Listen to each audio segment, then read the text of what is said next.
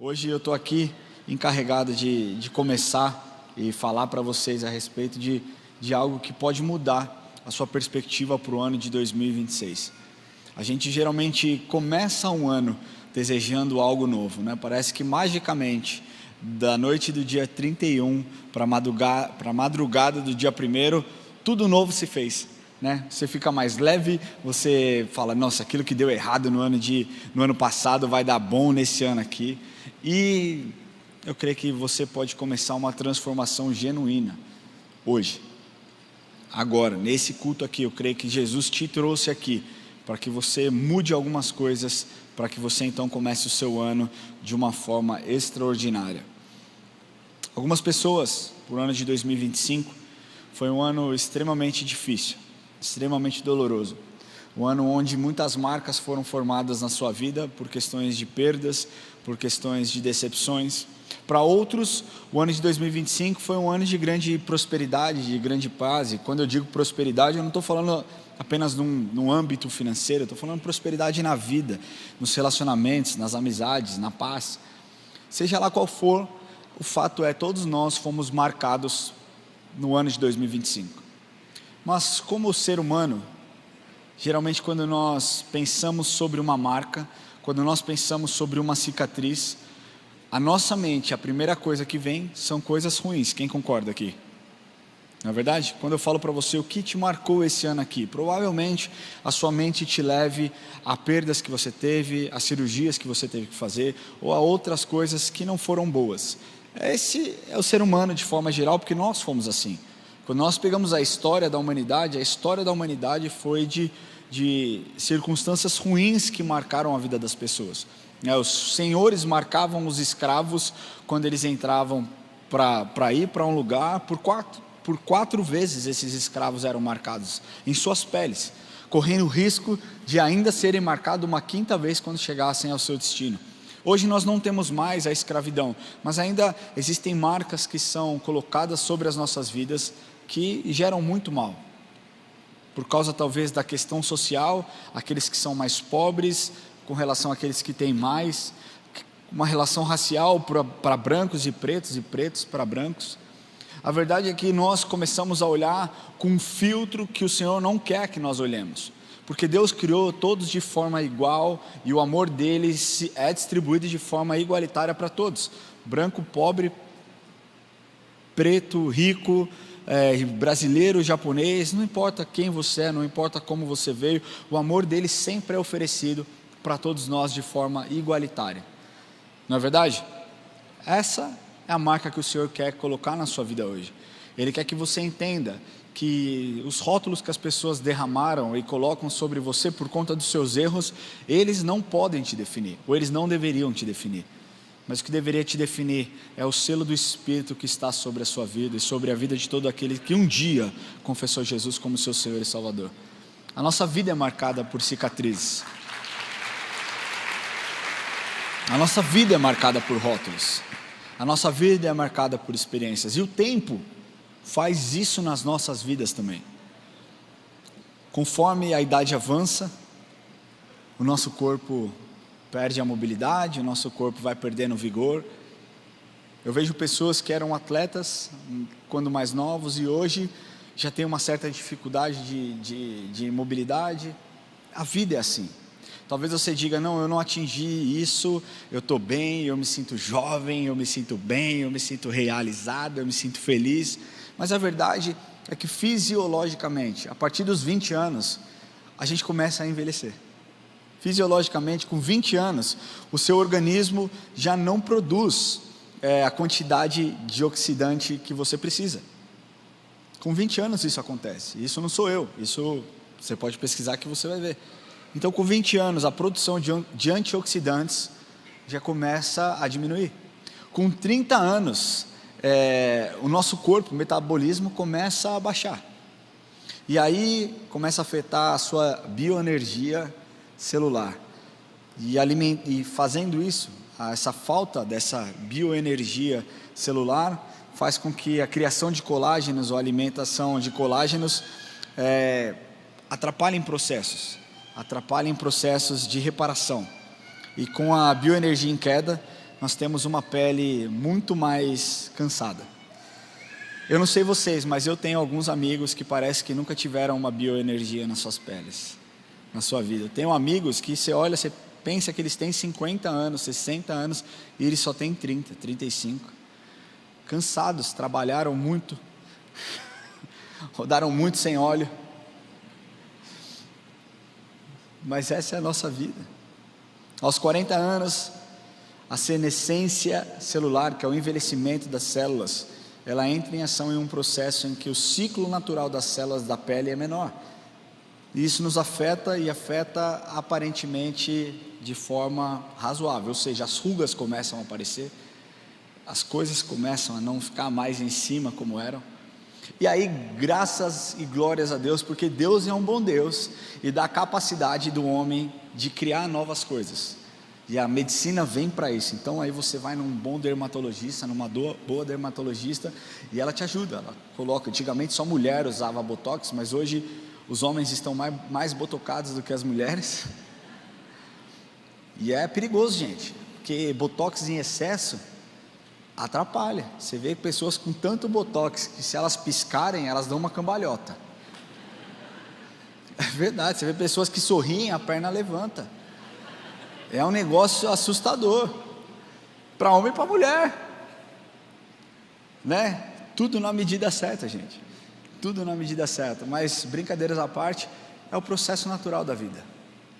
E aí com 50 anos, sabe, a pele ainda se torna ainda mais seca, ainda mais incapaz de se hidratar, e aí você tem que passar ainda mais hidratante, passar ainda mais coisas. Por que eu estou falando isso? Porque isso faz parte. Essa é a marca da velhice, de pessoas saudáveis. E que bom envelhecer, não é verdade? Que bom atingir. Você vê a Dona Pina, jovem, 90 e quantos anos, Dona Pina? 92 anos, com energia. Eu tenho certeza que a sua história, ela foi marcada por marcas profundas, mas ao mesmo tempo por novidades e questões extraordinárias que o Senhor fez através da vida dela. Existem outras marcas que nós poderíamos citar. A doença é uma marca muito ruim na vida das pessoas, mas que pode se transformar em bênção, pode se transformar em um testemunho. A perda de alguém, enfim, existem muitas marcas que uma boa cirurgia pode corrigir. Mas existem marcas que são interiores, que homem nenhum, ou subterfúgio humano nenhum é capaz de curar.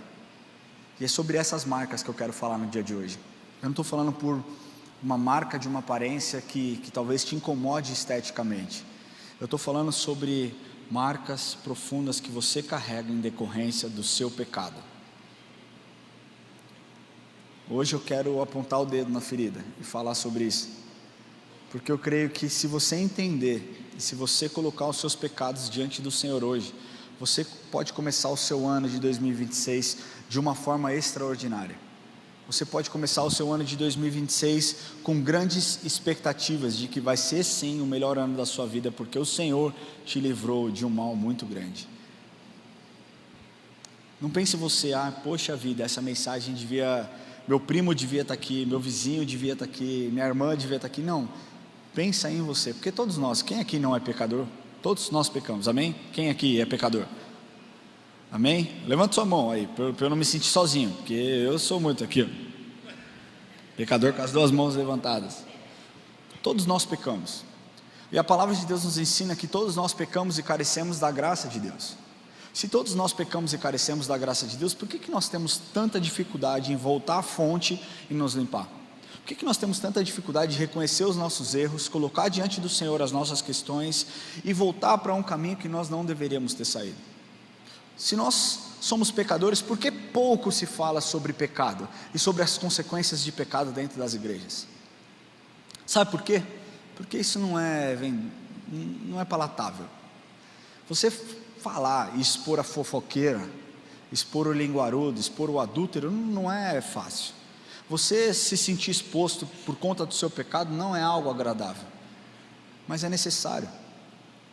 Porque quando nós somos confrontados pelo Senhor, o confronto ele tem um caráter didático muito poderoso, quer te reaproximar do Senhor, quer te conectar novamente com Cristo, porque Ele deseja que essa conexão se torne poderosa e verdadeira.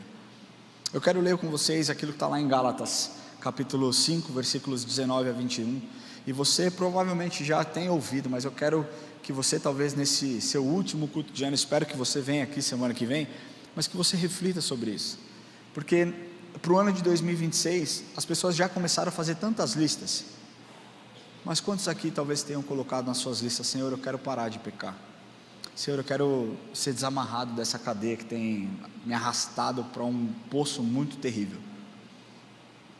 Gálatas diz assim: porque as obras da carne são manifestas, as quais são adultério, fornicação, impureza, lascívia, idolatria, feitiçarias, inimizades, porfias, emulações, iras, pelejas, dissensões, heresias, invejas, homicídios, bebedices, glutonaria e coisas semelhantes a esta, acerca dos quais vos declaro, como já antes vos disse, que os que cometem tais coisas não herdarão o reino dos céus.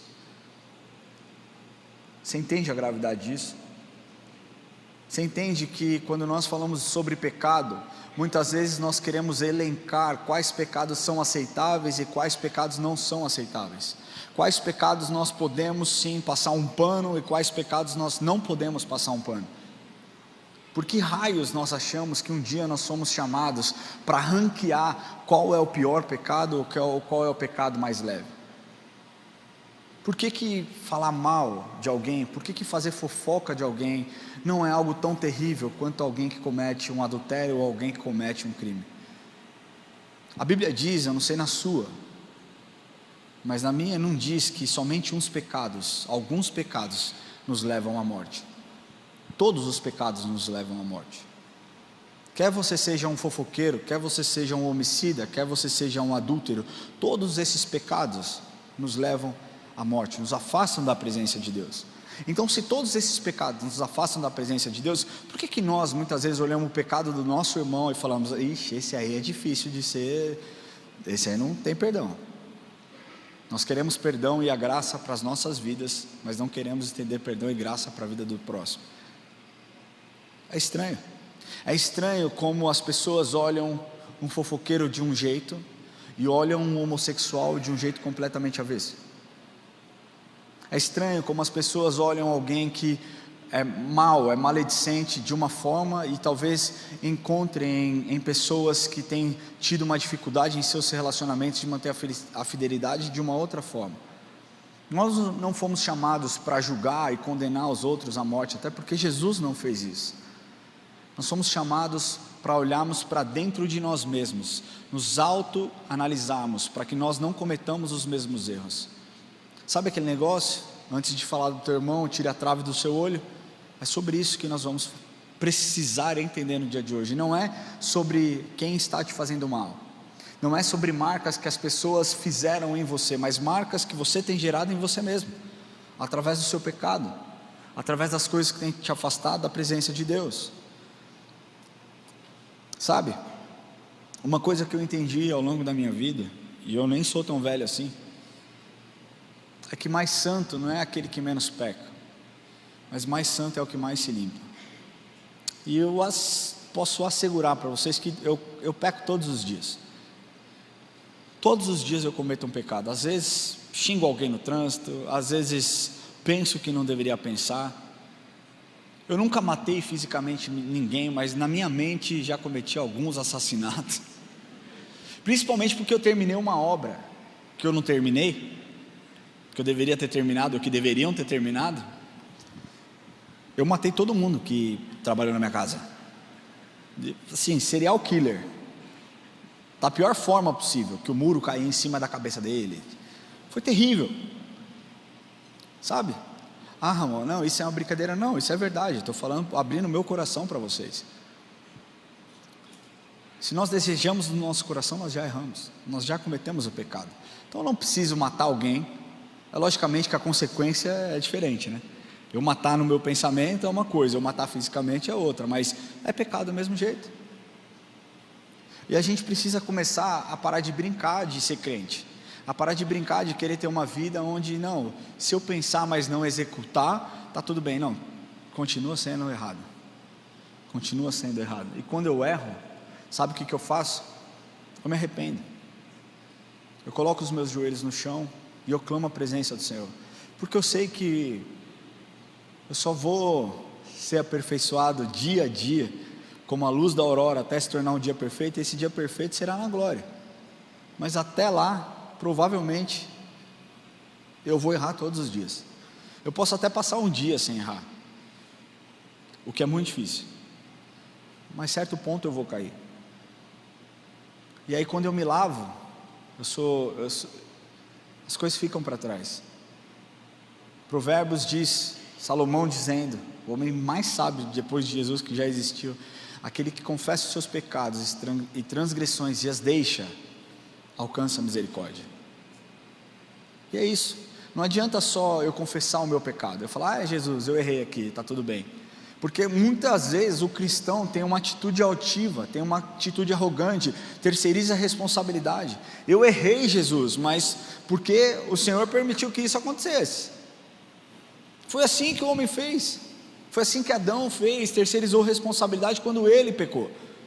Quando Adão peca e come um fruto que Deus tinha dito para ele não comer, quando Deus encontra Adão, qual que é a primeira coisa que Adão fala? Senhor, a mulher que o Senhor me deu, terceirização de responsabilidade. Tem um monte de crente que fica terceirizando a responsabilidade. Não, eu pequei, eu xinguei, eu bati em alguém no trânsito porque a pessoa me provocou. Não, não é por causa disso, é porque você não tem autocontrole, é porque você não tem domínio próprio, é porque você não está cheio do Espírito Santo.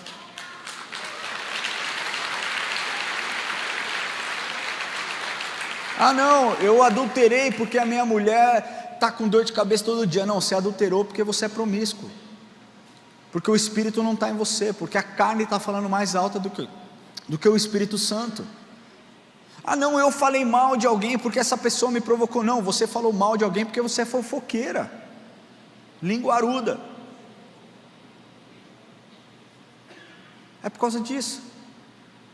A gente tem o costume de terceirizar a responsabilidade, de botar no outro a culpa do nosso pecado. Não, a culpa do seu pecado é sua, 100% sua. Entendeu? Você tem sim, se alguém te tratar mal, você tem sim o Espírito Santo que pode te ajudar a manter a sua calma, a ter o domínio próprio e a não errar. Mas nós decidimos errar deliberadamente. Sabe? O que o diabo quer é que você não entenda isso. Que você não entenda que o Espírito Santo tem o poder sobre a morte, que o Espírito Santo tem o poder sobre a carne. Ele quer que você ache que é natural os pecados que você comete. Não, eu cometo esse pecado porque a vida é assim, acontece. Eu faço sexo com a minha namorada porque a vida é assim, né? Amor, na época de Jesus as pessoas se casavam com 15 anos, hoje é diferente. Tem um monte de jovem que usa esse tipo de justificativa para mim, para tentar validar algo errado que eles estão fazendo. E quantas pessoas não usam outras desculpas para validar o que elas próprias estão fazendo de errado? Hoje nós temos uma crise humanitária no Brasil, onde as drogas elas estão aí, e tem um monte de crente defendendo a legalização das drogas, um monte.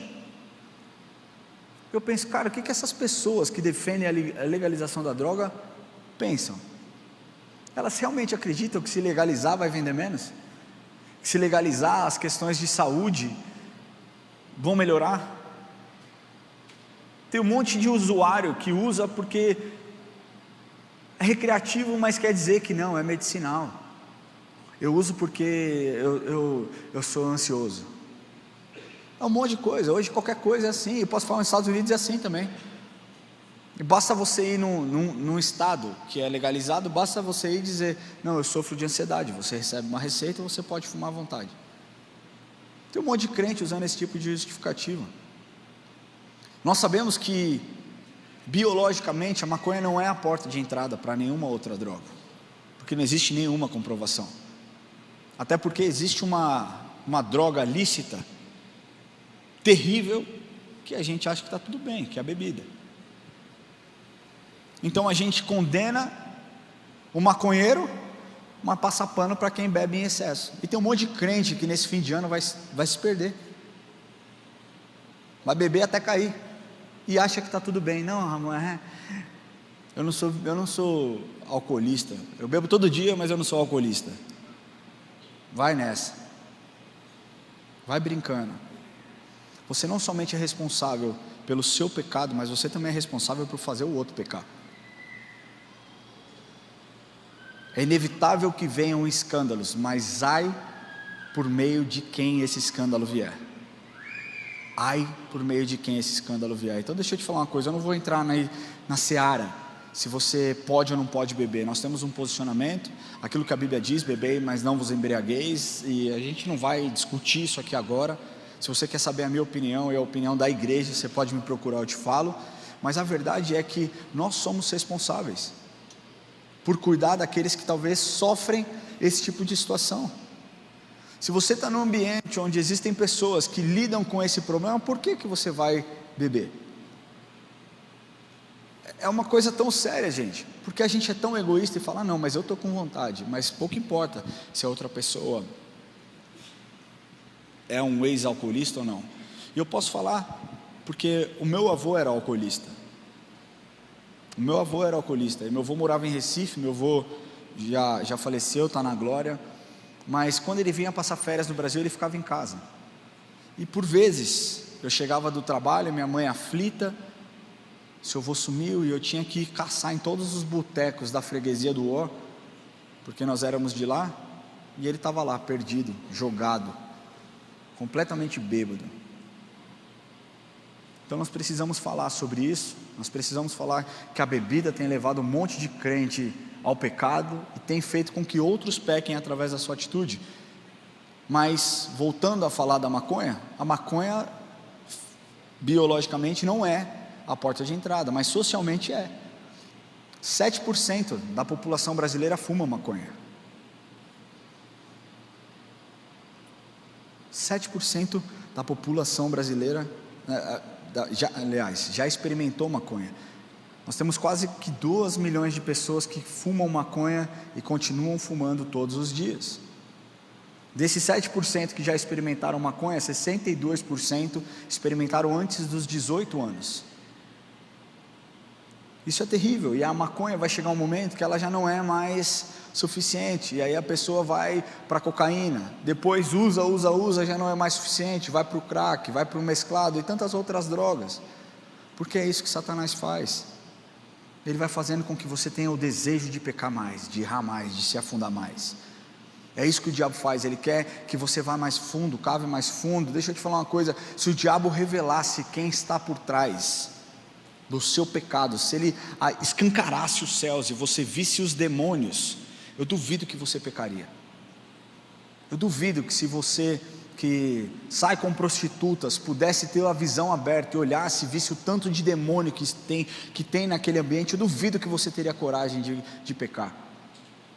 Você precisa crer naquilo que o Senhor diz, você precisa crer naquilo que a palavra de Deus diz.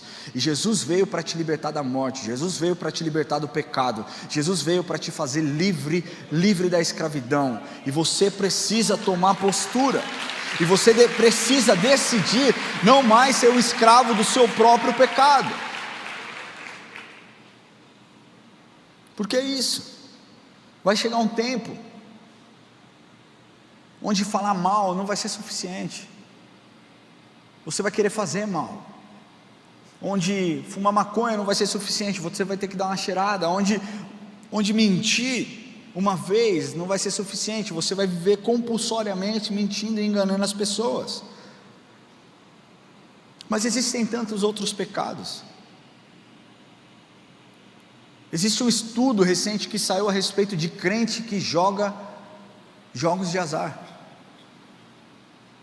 Cara, é inadmissível para alguém que conhece a verdade, sabe que jogos de azar é pecado. Por que é pecado? Porque é jogo de azar, meu amigo. Se fosse bênção, seria jogos da bênção. Entendeu? Esses jogos de azar é a tipificação perfeita de Satanás. E posso falar, se você está fazendo isso, Deus está abrindo o seu olho, porque você bota um pouquinho de dinheiro, aí você joga, aí você ganha, aí você fala, uau, olha que bom negócio, aí você bota mais um pouquinho, ganha, e vai indo, é o que Satanás faz. Toma, filho, toma com uma colherzinha aqui, ó, vem comendo sopinha, quando ele passa a rasteira, meu irmão, você perde tudo que você tem. E quando você perde dinheiro, você perde tudo que você tem.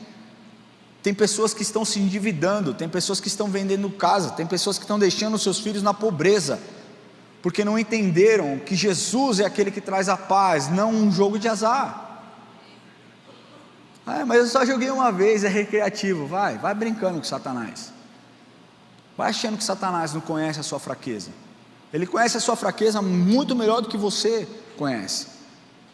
E deixa eu te falar uma coisa, Satanás não vai te tentar com algo que você não tem problema. Se você nunca teve problema com bebida, no meu caso, eu nunca tive problema com bebida, Satanás não vai me tentar com bebida. Eu prefiro tomar muito mais uma Coca-Cola do que qualquer outra bebida. Então essa não é uma questão para mim, mas existem outras áreas da minha vida que são questões, e é nessas áreas que Satanás me pega, é nessas horas que Satanás quer me tentar, e é nessas horas que eu tenho que estar esperto, é nessas áreas que eu tenho que estar atento e vigilante. E se eu não tiver com o Espírito Santo aflorado dentro de mim, se eu não estiver alimentando o Espírito Santo constantemente, eu vou cair. Quer um outro dado absurdo? Pornografia. 35% das pessoas que frequentam igrejas no Brasil dizem consumir pornografia.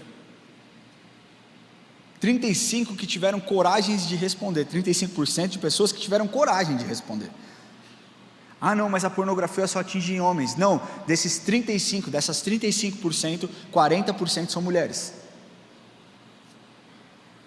Não, mas olha só, Ramon, eu assisto pornografia porque o meu marido, ele só dá atenção para os amigos, ele trabalha demais. Terceirização da sua responsabilidade. Você assiste porque você quer assistir. Não, mas eu assisto pornografia porque a minha esposa toda vez dá uma desculpa para que a gente não se relacione. Responsabilidade, terceirização de responsabilidade. E entra de uma forma tão sutil na sua vida que você nem vê, não é escancarado, é sutil. Eu conheci um cara, quando eu fiz uma viagem missionária para Honduras, eu conheci um pastor dessa igreja, do louvor. Ele ficou preso 10 anos na pornografia. E ele compartilhou o testemunho dele. Ele disse que, como ele era um produtor musical, ele estava ouvindo coisas seculares para melhorar, para ter novas ideias. Isso acontece, né? Por exemplo, eu quando vou montar uma pregação, eu vejo estudos, eu vejo pregações, eu vejo pesquisas que não são pesquisas de pessoas cristãs, né? São pesquisas de institutos e outras coisas. Então, para uma música acontece isso, referência, buscar boas referências, e está tudo bem. Ele disse... E de repente eu caí num clipe de uma cantora, e eu gostei do que eu vi.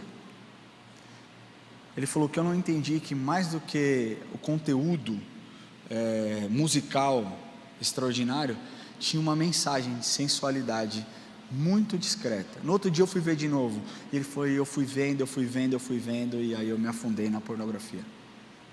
Ele falou, e assim foi por 10 anos, quase que eu perdi a minha família. Quase que eu perdi a minha esposa, quase que eu perdi o meu chamado, quase que eu perdi o meu ministério, quase que eu perdi os meus filhos, mas Deus me restaurou, Deus mudou, sabe? Existem dados absurdos que comprovam como é diabólico a pornografia. A indústria pornográfica faz mais dinheiro do que a Major League Baseball, a NFL e a NBA juntos. Major League Baseball é a liga de basquete, liga de beisebol dos Estados Unidos, a liga de futebol americano e a liga de basquete. As 3 ligas juntos não fazem o tanto de dinheiro que a indústria pornográfica faz. Deixa eu te falar uma coisa, para você ter uma ideia, sabe quanto que a NFL faturou, lucro, no ano de 2023? 10 bilhões de dólares, lucro. 10 bilhões de dólares, estou falando de aproximadamente 56 bilhões de reais, só um desses esportes, e nem é o principal esporte. Juntas, essas 3 ligas não fazem o tanto de dinheiro que a indústria pornográfica faz. 12% do total de conteúdo disponível na internet é de conteúdo pornográfico. A cada 1 segundo, $3.000 são investidos na pornografia. A expectativa de vida de uma atriz pornô, 36 anos. Uma dessas, a cada 8, olha isso aqui, a cada 8 dos 8 sites mais visitados do mundo, 3 são sites pornográficos. E uma dessas indústrias, que eu não vou citar o nome, tem mais acesso mensal no seu site do que Netflix, Amazon e Twitter juntos. São os prejuízos poderosos que a indústria pornográfica faz. E aí você está, não, mas não é bem assim, na minha vida não é bem assim. Ramon, eu faço isso para não cometer um adultério, eu faço isso para não pecar. Deixa eu te falar, você já está pecando. Mateus 5:28 diz: eu porém vos digo que qualquer que olhar para uma mulher com intenção impura, em seu coração já cometeu adultério com ela. Sabe, são tantos pecados: roubo, inveja, alcoolismo, ira, inimizade. O pecado marca as nossas vidas, e marca a vida daqueles que se submetem aos desejos da carne. Mas o que Satanás não quer que você saiba é que em todas as marcas causadas pelo pecado, elas podem ser tiradas das nossas vidas instantaneamente. Deus hoje pode apagar essas marcas. Deus hoje pode fazer com que o seu ano de 2026 seja um ano onde essa área de dificuldade não será mais no próximo ano. Deus pode fazer isso.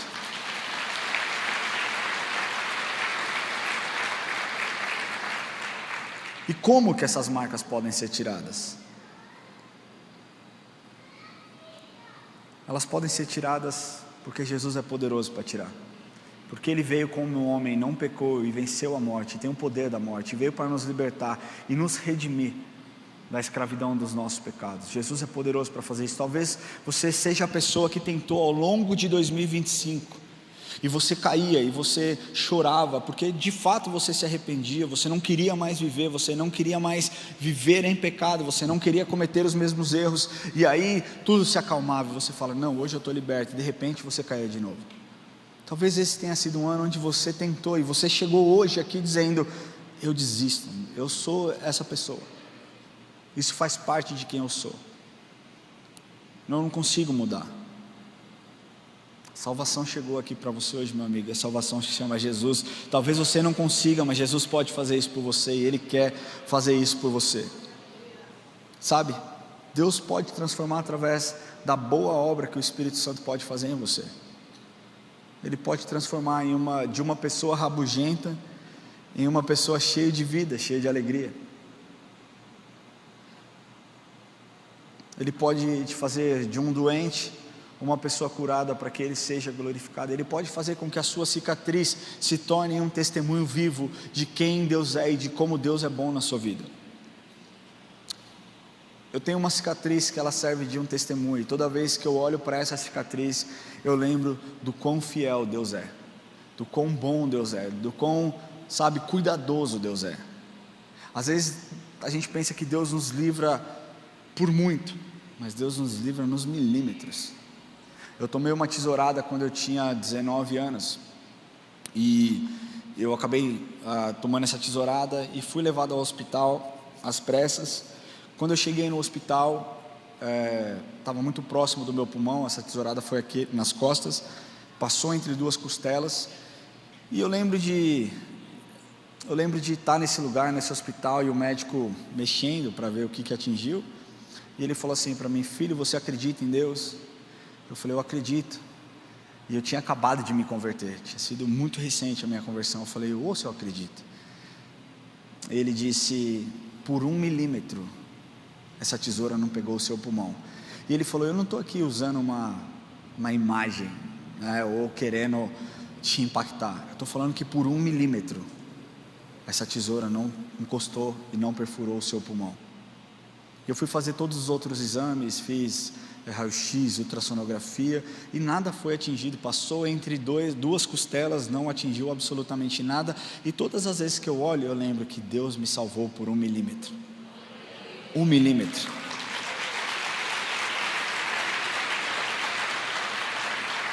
É isso que Deus faz. Eu tenho outras cicatrizes em decorrência de cirurgias por conta do esporte que eu pratico. E todas as vezes que eu olho essas cicatrizes, eu lembro quando eu me machuquei, eu lembro a dor que eu senti, eu lembro o momento da cirurgia, eu lembro onde foi o hospital, eu lembro o médico que me operou, eu lembro a cicatrização, eu lembro o tempo de reabilitação, fisioterapia, eu lembro o quanto eu sofri. Essas cicatrizes, cara, carregam coisas, carregam marcas, carregam dores, mas não são essas cicatrizes que mudam a minha rotina, a minha atitude, ou a minha devoção ao Senhor, que mude aquilo que está dentro de mim, e aquilo que precisa ser confrontado pelo Senhor em minha vida. Sabe, a Bíblia nos mostra que existem muitas pessoas que foram feridas, que foram machucadas, que tinham cicatrizes internas profundas, e que quando foram encontradas por Deus, foram completamente restabelecidas. Josué 6:25 diz assim: assim Josué poupou a vida da prostituta Raabe, a família de seu pai e a todos quanto lhe pertenciam, e ela ficou habitando no meio de Israel até o dia de hoje, porquanto esconderam os mensageiros que Josué tinha enviado a espiar Jericó. A confiança em Deus, no Deus verdadeiro, fez com que essa prostituta se tornasse uma mulher virtuosa, fosse encontrada por Deus e se tornasse uma mulher virtuosa, abandonasse os seus hábitos ruins e se tornasse uma mulher de Deus. Zaqueu, lá em Lucas capítulo 19, versículos de 1 a 10, conta a história de Zaqueu, e você pode ler. Zaqueu foi o cara, ele era o cobrador de imposto, ele roubava o imposto das pessoas, o dinheiro das pessoas, ele era odiado, mas quando Jesus o encontra, Jesus diz: Zaqueu, desce depressa, porque convém entrar na sua casa. E aí ele vai até a casa de Zaqueu, e Jesus termina dizendo: Zaqueu, a salvação chegou a essa casa.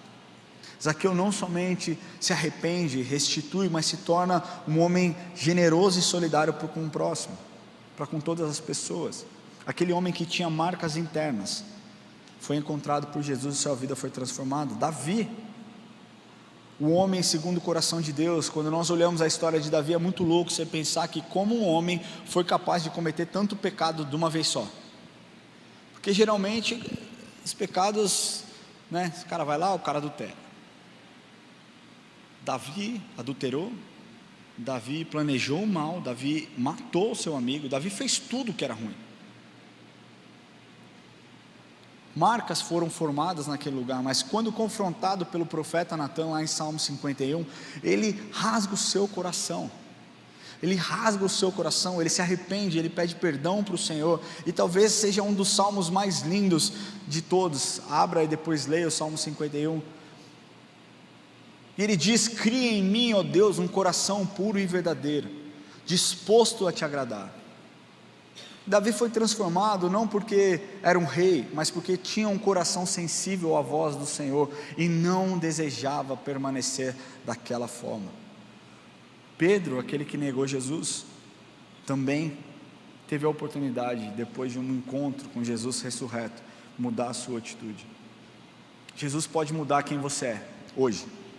Talvez você seja um mentiroso, Jesus pode te transformar. Talvez você seja uma adúltera, Jesus pode te transformar. Talvez você seja uma pessoa fofoqueira, maledicente, Jesus pode te transformar. Talvez você seja um cara trapaceador, Jesus pode mudar a sua história, porque é isso quem Ele é. Ele escolhe pessoas improváveis para fazer algo sobrenatural, e mudar história é a sua especialidade, se você assim se permitir. Mas para que você seja transformado, existem aqui 3 atitudes que você precisa ter, de forma bem rápida. 3 atitudes que você precisa ter para que o seu ano comece bem e que essas cicatrizes sejam fechadas. Primeiro, confessar para Jesus e mostrar para Ele, expor para Ele as cicatrizes que você carrega. A gente muitas vezes acha que Jesus não está vendo. Eu não tenho a capacidade de ver o coração de ninguém, eu não tenho a capacidade de ver o coração do pastor Luiz Guerreiro, eu não tenho a capacidade de ver o coração da pastora Pina, da pastora Naísa, ou de qualquer outro pastor aqui. Eu não tenho a capacidade de ver o coração de ninguém, mas Deus tem. Tem coisas que vocês podem esconder de mim por vergonha, ou de qualquer outro pastor, mas de Deus vocês não conseguem esconder. E a maior burrice É você ter medo de falar para o Senhor, ou então vergonha: Senhor, eu errei, eu pequei. Eu vivo uma vida mentirosa, eu vivo uma vida dupla. Você não precisa ter medo de falar isso. Você precisa acreditar que Jesus pode te salvar e te libertar. Aquele que confessa os seus pecados e as suas transgressões e os deixa, alcança a misericórdia. Segundo, se arrepender verdadeiramente por ter deixado ser marcado pelo pecado. 1 João 1,9 diz: se confessarmos os nossos pecados, Ele é fiel e justo para nos perdoar todos os pecados e nos purificar de qualquer injustiça. Não existe pecado grande o suficiente que Jesus não possa limpar. Não existe erro enorme o suficiente que Deus não possa arrumar. Jesus é um Deus que faz coisas extraordinárias. E você precisa parar de duvidar da capacidade dele de te surpreender. Ele pode fazer isso porque isso é quem ele é. Ele é especialista em pegar coisas, em causas impossíveis e transformar num grande testemunho. Você precisa crer no poder purificador do Senhor. E por último, você precisa entender que o mundo até pode colocar rótulos sobre a sua vida. As pessoas podem olhar para você e falar e te definir através dos seus erros. As pessoas até podem olhar para você e falar: esse aqui é fulano de tal ou mentiroso, esse aqui é fulano de tal ou adúltero, essa aqui é a fulana de tal, a mentirosa, essa aqui. As pessoas podem colocar rótulos para você, mas eu quero falar que Deus não enxerga os rótulos que você carrega. Deus enxerga a capacidade que você tem de ser um bom servo e um bom filho. A marca impressa pelo Senhor, o selo que é colocado na sua vida, é infinitamente maior e melhor do que qualquer rótulo que pessoas podem colocar sobre você. Os rótulos não te definem, o que te define é o selo do Espírito que pode habitar em você, se assim você se permitir. Amém?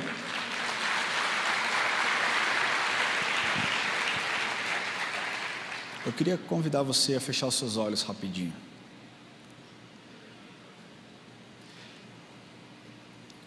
Eu sei que existem muitas pessoas que, quando falado de pecado, torcem o nariz, ficam bravas, ou se incomodam, ou então vão sair daqui falando: o culto não foi tão bom assim, porque não aguentam ser confrontadas. O confronto, ele tem um caráter pedagógico maravilhoso, que é nos trazer de volta para o lugar de onde nós não deveríamos ter saído. O confronto tem a capacidade de fazer com que nós analisemos a nós mesmos, para que nós retornemos aos pés de Cristo. Não é comercial, talvez por isso nem é tão dito em outros púlpitos, mas a verdade é que sem o confronto não existe arrependimento, e sem arrependimento não existe transformação, e sem transformação não existe o testemunho de quem Deus é na sua vida.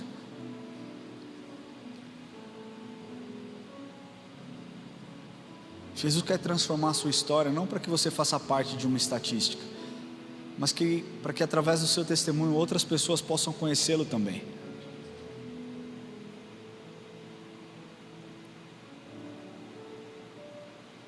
Eu creio que é um tempo onde Deus tem levantado pessoas para verdadeiramente clamarem por arrependimento, porque o que Deus quer de nós é que nós sejamos bons filhos, e um bom filho é o filho que obedece. Se você perguntar para mim, que sou um pai humano e falho, se eu prefiro ganhar presentes do meu filho, dos meus filhos, ou que eles me obedeçam, seguramente eu vou te falar: eu prefiro que eles me obedeçam. A maior prova de amor que os meus filhos podem dar a mim é a obediência. E Jesus faz da mesma forma. Aquele que tem os meus mandamentos e os guarda, esse é o que me ama. Talvez você seja a pessoa que vem à igreja, talvez você seja a pessoa que senta e escuta, talvez você seja a pessoa que até mesmo levanta a mão durante o louvor, mas tem vivido uma vida de pecado. Deus quer transformar a sua vida hoje. Você tem sido uma pessoa incompleta, e Deus quer te fazer pleno na presença dEle. Jesus quer que você comece o ano de 2026 diferente. Jesus quer que você acabe com o ano de 2025, talvez diferente daquilo que você, lutou o ano inteiro para conseguir. E hoje você entendeu que essa questão de vencer o pecado não é a respeito da sua força, porque você não é capaz de fazer isso sozinho. Eu não sou capaz de vencer sozinho, mas quando o Espírito habita em mim, e quando eu entendo que o Espírito precisa ser mais forte do que a carne, eu entendo que eu não posso estar distante do Senhor. As cicatrizes que nós temos nos traz à memória momentos que nós vivemos, e desses momentos que nós vivemos, aprendizados que tiramos. Muitas cicatrizes, elas desaparecem com uma cirurgia plástica, elas desaparecem com um tratamento adequado, mas existem traumas profundos que somente a presença de Jesus pode cicatrizar. Paulo falou isso em Gálatas 6,17, ele diz: daqui em diante ninguém me moleste, porque eu trago no meu corpo as marcas de Jesus. Paulo foi um homem marcado. Foi um homem marcado antes da sua conversão pelos erros que ele cometia ao perseguir e matar cristão. Mas depois dele entregar o seu coração para Jesus, ele foi marcado de outras formas, através dos açoites, através dos espancamentos, através dos apedrejamentos, através da picada de cobra que ele recebeu lá em Malta. E ele entende com isso que as cicatrizes que talvez a vida impôs a ele, elas desapareceriam diante da marca do Evangelho de Jesus Cristo. E essa marca desse Evangelho é essa marca que Deus quer derramar sobre nós no dia de hoje. E a única forma de você apagar essas cicatrizes feitas pelo pecado é você permitindo que Jesus marque a sua vida.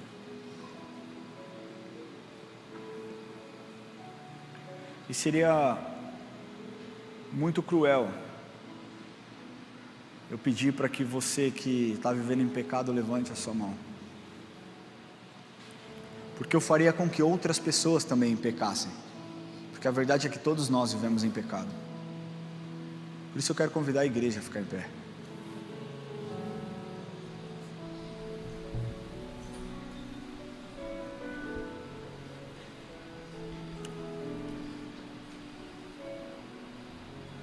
Talvez esse ano tenha sido um ano que você lutou com todas as suas forças, que por vezes você chorou: Senhor, eu não quero ser assim, eu não quero agir dessa forma, eu não quero cometer esse pecado. E aí você estava lá. Talvez você fez de tudo que humanamente é possível para que você vencesse essa questão. Eu quero te falar que questões espirituais, em primeiro lugar, se vencem em um âmbito espiritual. Existem pecados que o Senhor precisa te libertar, mas para que antes Ele te liberte, você precisa reconhecer que Ele é o Senhor da sua vida. Você precisa entender, em primeiro lugar, que Ele é o seu Salvador. Não adianta a gente pedir: Senhor, me livra do pecado, se nós não entregarmos o nosso coração para Jesus. O que garante a nossa salvação não é se nós vivemos uma vida santa, mas é se um dia nós confessamos que Ele é o Senhor e Salvador das nossas vidas. Nós somos salvos pela graça mediante a fé em Cristo Jesus. Nós não somos salvos porque nós somos bons, mas porque Ele é bom. Então, para que o Senhor primeiro salve a sua alma, porque antes de salvar o seu corpo, você precisa salvar a sua alma. Não adianta você ter o seu corpo salvo e ir para o inferno, porque a sua alma não entendeu que Ele é suficiente. Para que Ele te liberte da escravidão do pecado e da morte, nós precisamos confessar que Ele é o Senhor e Salvador das nossas vidas. Esse é o primeiro passo. Talvez você tenha feito isso há muito tempo atrás, e hoje nem sinta, hoje você tenha dúvida. E eu tenho refletido muito sobre isso, a respeito da minha certeza da minha salvação. E muitas vezes eu tenho perguntado para a pessoa: você tem certeza? Se você morrer hoje, para onde você vai? Você tem a convicção quem você vai ver? Muitas pessoas têm titubeado, talvez por nunca terem conhecido, ou talvez por um dia terem conhecido, mas terem se afastado, e o afastamento foi tão grande que hoje nem sentem, já estão cauterizados e vivendo em pecado, e está tudo bem. Hoje o Senhor quer começar uma nova história na sua vida. Se você entrou aqui hoje e nunca entregou seu coração para Jesus, ou na sua infância talvez tenha entregue, mas você nem tem certeza se essa oração foi uma oração verdadeira, e se você desejar novamente que o Senhor venha na sua vida, ou talvez essa seja a oração sincera e salve a sua alma, eu queria pedir que você levante a sua mão se você deseja entregar o seu coração para Jesus, e eu quero orar com você onde você estiver. Existe alguém aqui que deseja entregar o coração para Jesus? Fique com a sua mão levantada o mais alto que você puder, para que eu possa te enxergar. Glória a Deus pela sua vida. Existe mais alguém? Fique com a sua mão levantada para que nós possamos te ver. Eu queria convidar você que levantou a sua mão, para que você venha aqui à frente, eu quero orar com você.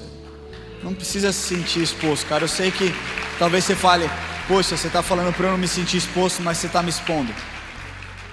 Cara, é para que Satanás veja também que a partir de hoje você pertence a alguém, que a partir de hoje, cara, você tem o selo do Espírito. A Bíblia diz que nós precisamos aceitar no nosso coração e confessarmos com a nossa boca.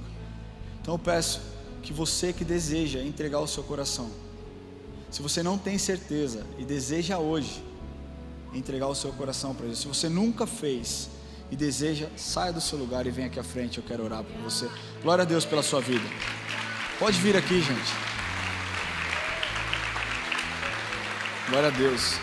Existem mais pessoas vindo ali, e eu não tenho pressa desse momento. Eu estava comentando no culto das 9 que uma pessoa comentou num dos vídeos: Pastor Ramon enrola muito na hora do apelo. Sabe por que eu enrolo? Porque eu entendo a força que Satanás faz para que as pessoas não vivam esse momento. Porque esse momento aqui é um divisor de água na história. Você pensa que legados serão formados a partir dessa decisão. A decisão que vocês estão fazendo não é uma decisão que afeta vocês como indivíduo, mas os filhos, os netos, a descendência. Sabe? Isso é muito forte, isso é muito poderoso.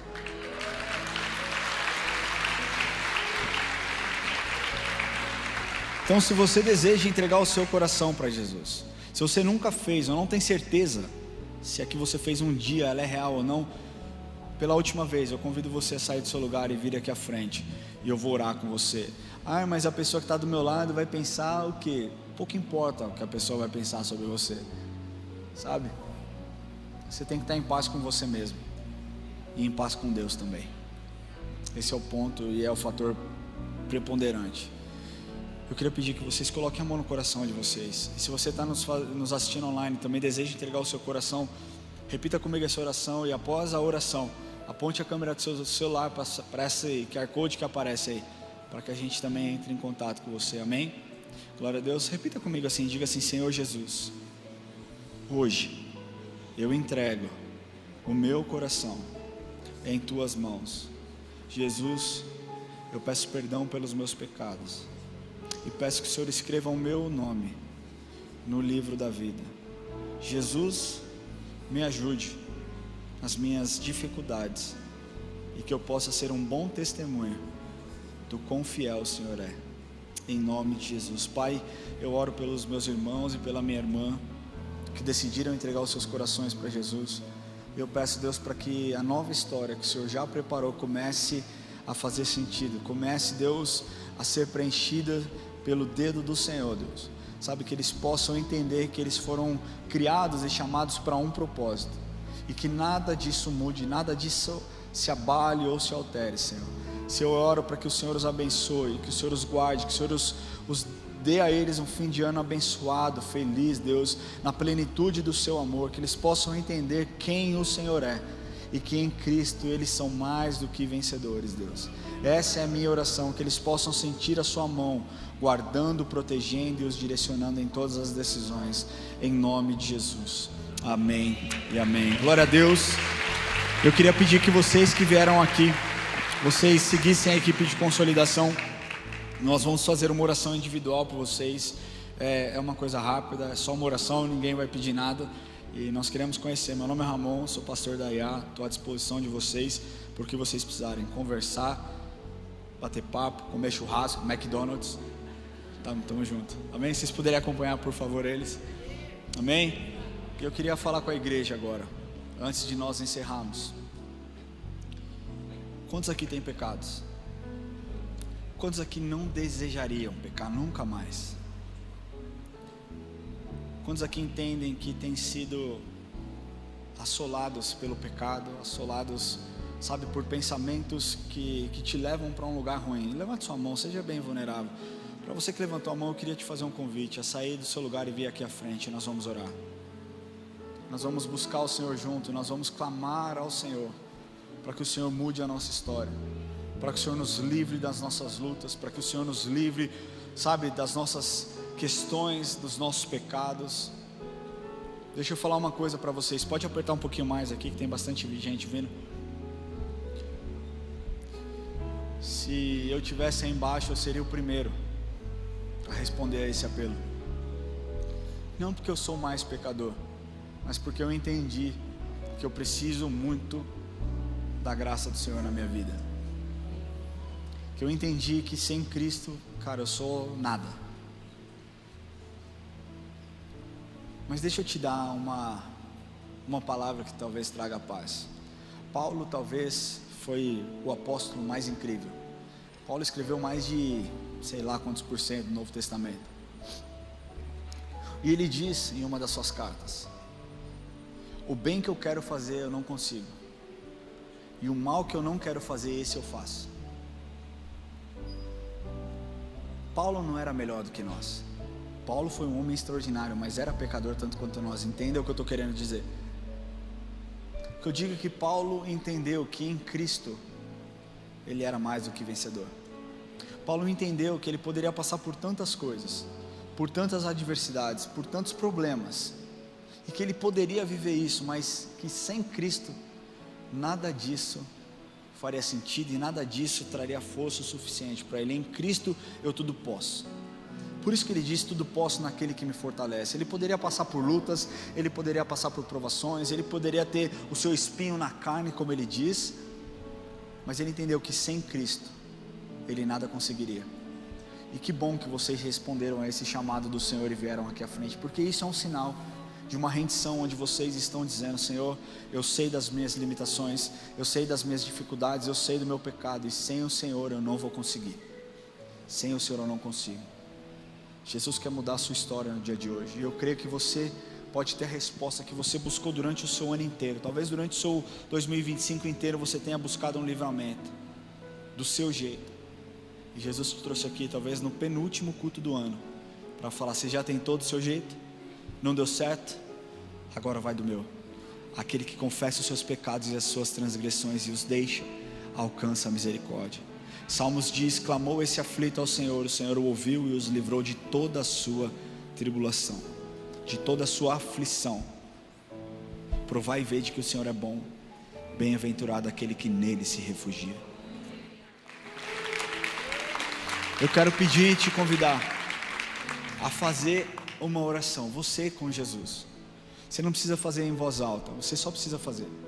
Jesus não está preocupado com palavras rebuscadas, com, sabe, vocabulário fino. Jesus está preocupado com o conteúdo do seu coração. Então você fala para o Senhor do seu jeito, fala para o Senhor aquilo que está dentro de você. Talvez você vai falar: Senhor, eu estou muito bravo, eu estou revoltado, Jesus, eu estou nervoso. Eu não sei o que você vai falar. É importante que você fale. Como? Não importa. Mas abra o seu coração e confesse os seus pecados diante do Senhor. Fale para o Senhor: Senhor, eu estou vivendo em pecado e eu não quero mais viver assim. Me ajuda. Senhor, eu oro, Deus, para cada irmão e cada irmã, Senhor, que vieram aqui à frente, Senhor. Eu oro, Deus, por aqueles que humildemente reconhecem, Deus, que são falhos, que têm tido dificuldades, Deus, de lidar com os seus pecados. E nós sabemos, Deus, que nós não podemos viver assim, Pai. Nós queremos uma vida em santidade, nós queremos entregar Senhor, os nossos problemas diante do Senhor e pedir que o Senhor nos ajude, Pai. Nós não conseguimos sozinho, Pai. Perdão, Deus, porque muitas vezes caminhamos distante do Senhor. Mas eu oro, Deus, para que a partir de hoje, Senhor, o Seu Espírito mortifique a nossa carne, para que a gente possa ouvir a Sua voz, Deus, e não simplesmente ceder aos desejos da nossa carne. Senhor, nós não queremos ser guiados pelas nossas emoções, através de atitudes impulsivas, mas nós queremos, Deus, ter, Senhor, a convicção do direcionamento do Teu Espírito, nos livrando, Senhor, de nós mesmos. Nos livra, Senhor, de nós mesmos. Deus, eu oro, Deus, para que esse fim de ano seja libertação, Senhor, seja um ano de libertação na vida dessas pessoas, para todos esses, Deus, que vieram aqui com cadeias, Senhor, pesadas e profundas, com correntes, Deus, que tem os amarrados, Senhor, em pecados. Eu declaro quebrado em nome de Jesus e declaro liberdade do Seu Espírito sobre cada um aqui, Deus. Eles não são mais, Deus, regidos pelas suas próprias vontades, mas pelo Teu Espírito que habita neles. Dê a eles, Deus, autocontrole. Dê a eles, Senhor, domínio próprio, Deus, que eles não terceirizem responsabilidades, mas que eles saibam que a partir de hoje o Senhor iniciou sim uma nova história, mas também, Deus, que eles precisarão lidar e lutar contra as suas próprias carnes. Deus, que o Senhor os fortaleça, que o Senhor dê a eles, Deus, sabedoria e estratégias, Deus, para que o Senhor livre-os, Deus, de ciladas e armadilhas, e que eles vivam um fim de ano extraordinário, para que então o começo de 2026 seja para cumprimento e testemunho do quão bom e fiel é o Senhor, em nome de Jesus, amém e amém. Glória a Deus. Deixa eu só dar um testemunho para vocês daquilo que Deus pode fazer. Pode ficar aqui, a gente já vai encerrar. Mas olha como as cicatrizes podem se tornar testemunhos poderosos. Eu conheci um casal morando fora, que ele me contou e ela confirmou que eles estavam à beira de um divórcio, muito próximo de um divórcio. E um dia ele estava em casa arrumando as suas coisas para sair de casa, para ir embora, e ele colocando as suas coisas, a sua esposa chegou então com uma bolsa na mão, e ela disse: olha, tudo bem, você quer ir embora, eu também estou cansada, você está decidido, está tudo bem, mas eu só preciso te mostrar uma coisa antes de você sair. E ela mostrou para ele um teste de gravidez, ela estava grávida, e eles tinham acho que 6, 7 anos de casado, não me lembro exatamente, mas já era um período. E ali naquele momento ele falou que ele sentou e ele falou: eu vou decidir isso com calma. E aí ele desfez a mala, colocou as coisas no armário de novo, e naquela noite ele falou para o Senhor: Senhor, eu não quero ser assim, eu não quero ser esse marido que adultera, eu não quero ser esse marido que mente. Se isso servirá de testemunho eu não sei, mas a minha parte eu vou fazer, e eu peço que o Senhor me ajude. Quero resumir a história. Eles hoje são uma família muito bem estruturada, 3 filhos, se tornaram conselheiros e líderes de casais na igreja que eles frequentavam no Brasil antes de mudar para lá. Por que eu estou falando isso? Porque Deus sim pode pegar coisas ruins e transformar em coisas boas, se assim nós nos permitirmos sermos tocados e transformados por Ele. Então eu oro para que o seu fim de ano seja um fim de ano marcado, mas você vai precisar decidir. Não é porque você veio aqui à frente, porque você levantou a mão e porque você se arrependeu, que agora tudo é Deus, tudo com Deus. Você ainda terá suas lutas, você ainda terá suas dificuldades, mas existem coisas práticas que você pode fazer. Então, por exemplo, se você consome pornografia, cara, cancele todos os seus grupos no WhatsApp que você recebe coisas ruins. Se você tem problemas com fofoca, guarde a sua língua, se afasta um pouco das pessoas que têm te incitado a falar coisas a respeito de outras pessoas. Se você tem sido uma pessoa mentirosa, guarde o seu coração, pede para o Senhor te poupar dessas coisas. Existem ações práticas que nós podemos fazer para que nós não caiamos e não cometamos os mesmos erros, tá bom? Eu oro para que Deus te abençoe, para que você tenha um domingo abençoado e feliz, igual a mim que vou ter, em nome de Jesus, amém? Vamos orar. Senhor Deus, nós te agradecemos por esse culto, te agradecemos pela sua doce presença nesse lugar. Peço que o Senhor leve os teus filhos em segurança e que eles tenham um domingo repleto de paz e alegria. Nós oramos pedindo fim de ano alegre, próspero, abundante. Oramos: Pai nosso que estás no céu, santificado seja o teu nome, venha a nós o teu reino, seja feita a tua vontade, assim na terra como nos céus. O pão nosso de cada dia nos dai hoje. Perdoa as nossas dívidas, assim como nós perdoamos a quem nos tem ofendido. E não nos deixes cair em tentação, mas livra-nos do mal, pois teu é o reino, o poder e a glória para sempre. Amém. Que Deus te abençoe e um bom domingo.